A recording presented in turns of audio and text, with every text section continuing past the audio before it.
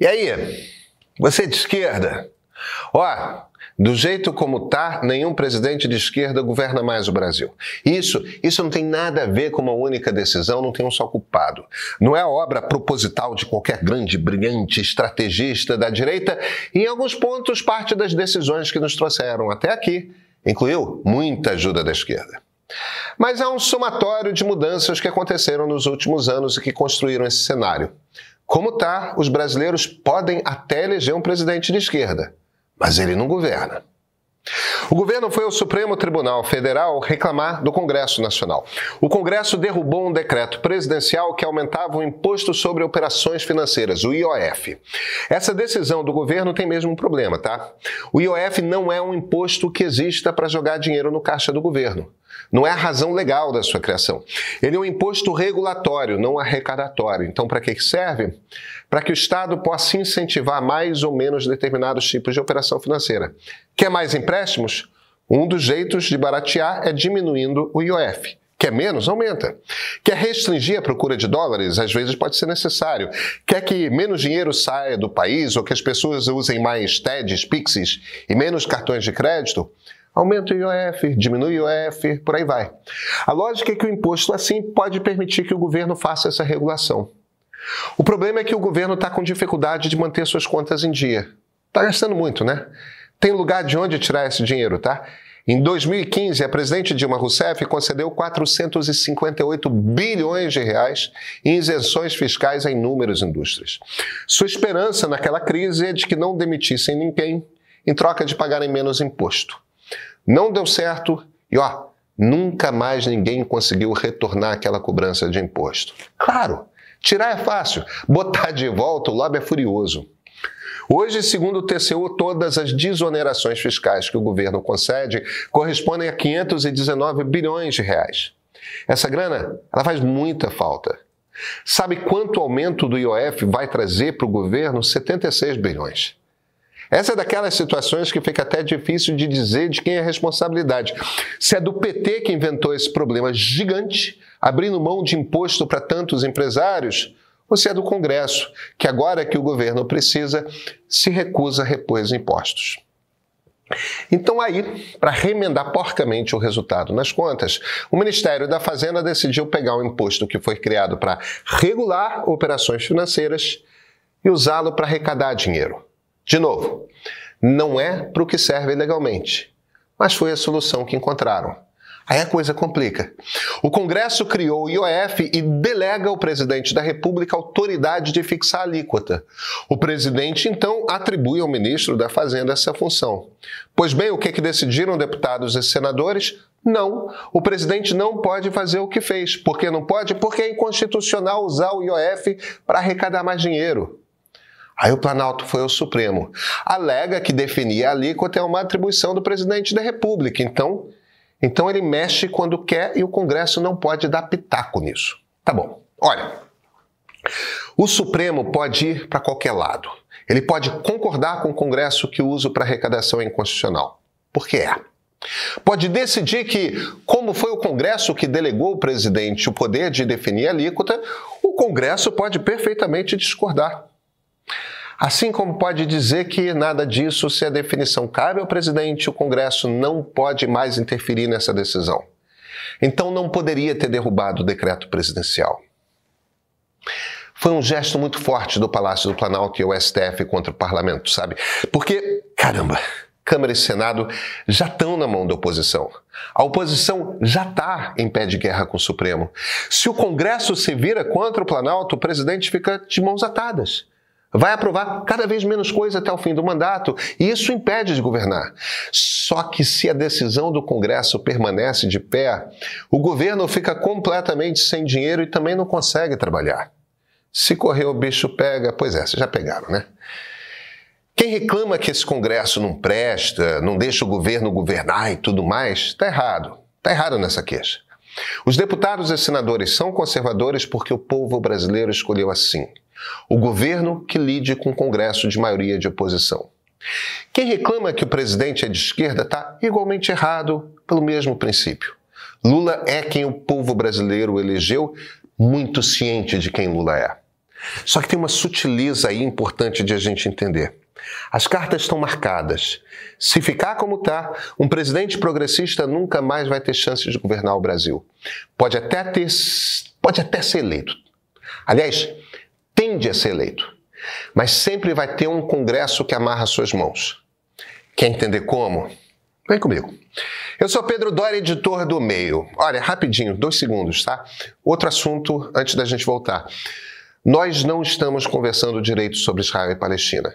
Nos dividimos em grupos, cada um do seu lado xingando o outro. Pois é sempre assim nas redes sociais. Usamos palavras fortes, tratamos o lado do qual não gostamos como a pior gente que existe. Às vezes fazemos parecer que esse conflito nasceu no 7 de outubro de 2023, ou em 1967, ou mesmo em 1948. É muito mais antigo do que isso. Estive por 10 dias em Israel em fevereiro desse ano. Eu conversei com políticos árabes e judeus, com ativistas árabes e judeus, com gente nas ruas. Fui do norte ao sul do país. Ao voltar para o Brasil, mergulhei nos livros. O resultado desse trabalho ficou pronto agora. No próximo dia 10 de julho, estreiam no streaming do Meio 3 episódios especiais do Ponto de Partida da série. Está lá a história e também a política. No todo, no conjunto, os 3 filmes são um clamor pela paz. Uma defesa da solução de 2 estados, um para cada povo.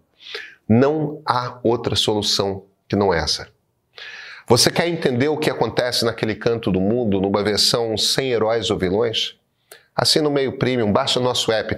No dia 10, na sua televisão, no seu celular, tablet ou computador. E esse é o Ponto de Partida.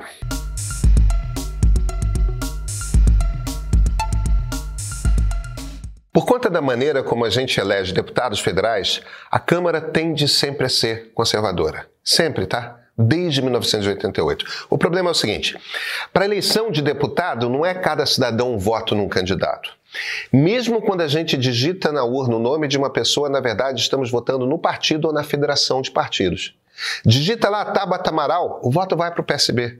Digita Eduardo Bolsonaro, o voto vai para o PL.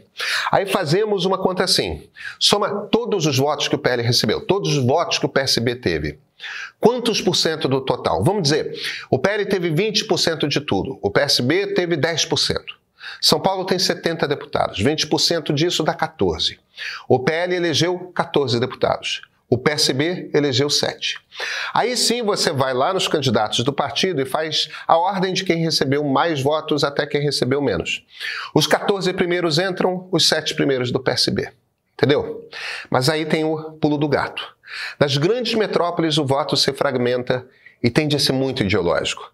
Votamos, nós que moramos em cidades com milhões de habitantes, em deputados pelos seus valores, para que representem modos de entender a sociedade. Uns poucos candidatos, como o Eduardo Bolsonaro ou a Tabata, eles têm centenas de milhares de votos, mas a maioria dos candidatos nessas cidades muito grandes fica abaixo dos 10 mil. As cidades médias votam em representantes locais, e isso tem lógica. Cidades grandes precisam pouco do governo federal, arrecadam muito. Mas cidades pequenas e médias disputam para trazer dinheiro de Brasília. Então, os eleitores dessas cidades concentram os votos em um número bem pequeno de parlamentares tipo distritais.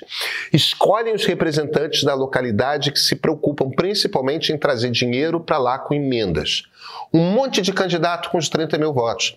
O resultado prático é o seguinte: os poucos grandes campeões de votos até estão nas cidades grandes, mas a maioria dos que têm uma votação mediana são do interior. Uns 3/4 da Câmara vêm das cidades médias e uma parcela pequena de cidades grandes. Sabe de outra coisa? Cidades do interior são muito mais conservadoras do que capitais. Em todos os países é assim. As regras de como elegemos deputados produzem uma Câmara que é sempre conservadora.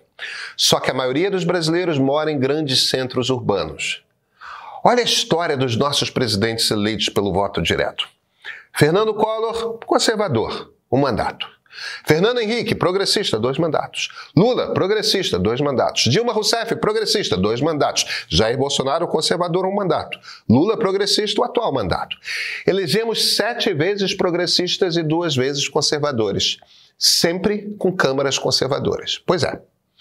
Mas os deputados precisavam do governo federal para levar dinheiro para suas cidades. Se o governo não lhes concedesse cargos e emendas, não tinham como cumprir a missão para a qual foram eleitos. Além disso, deputados dependiam da ajuda do governo para conseguir dinheiro privado para suas campanhas eleitorais. Só que agora mudou. Depois da Lava Jato, escolhemos que o financiamento público dos partidos e das eleições era necessário. Os partidos já têm grana garantida. E após o orçamento secreto, não precisam mais do presidente para que suas emendas sejam enviadas para suas cidades. Deputados federais não precisam do governo para nada. E se discordarem das ideias do governo, podem simplesmente votar contra. Entenderam o nó? Elegemos câmaras dos deputados conservadoras e tendemos a eleger presidentes progressistas. Esses deputados não têm qualquer obrigação de aprovar o que os presidentes propõem. Se discordarem, talvez nem devam. E os presidentes não têm mais instrumentos para construir suas coalizões. Com as regras atuais, nenhum presidente progressista governa o Brasil. Com as regras atuais, tendemos a eleger presidentes progressistas. O Brasil se tornou ingovernável. Nós não estamos conversando sobre Israel e Palestina. Nos dividimos em grupos, cada um do seu lado, xingando o outro. Pois é sempre assim nas redes sociais. Usamos palavras fortes, tratamos o lado do qual não gostamos com a pior gente que existe. Às vezes fazemos parecer que esse conflito nasceu no 7 de outubro de 2023, ou em 1967, ou mesmo em 1948, e é muito mais antigo do que isso. Eu tive por 10 dias em Israel em fevereiro desse ano. Conversei com políticos árabes e judeus, ativistas árabes e judeus, com gente nas ruas. Fui do norte ao sul do país. Ao voltar para o Brasil, mergulhei nos livros. O resultado desse trabalho ficou pronto agora. No próximo dia 10 de julho, estreiam no streaming do Meio 3 episódios especiais do Ponto de Partida da série. Tá lá a história e também a política. No todo, no conjunto, os 3 filmes são um clamor pela paz, uma defesa da solução de 2 estados, um para cada povo. Não há outra solução que não essa. Você quer entender o que acontece naquele canto do mundo, numa versão sem heróis ou vilões? Assina o Meio Premium, baixa nosso app. No dia 10, na sua televisão, no seu celular, tablet ou computador, vai estar lá.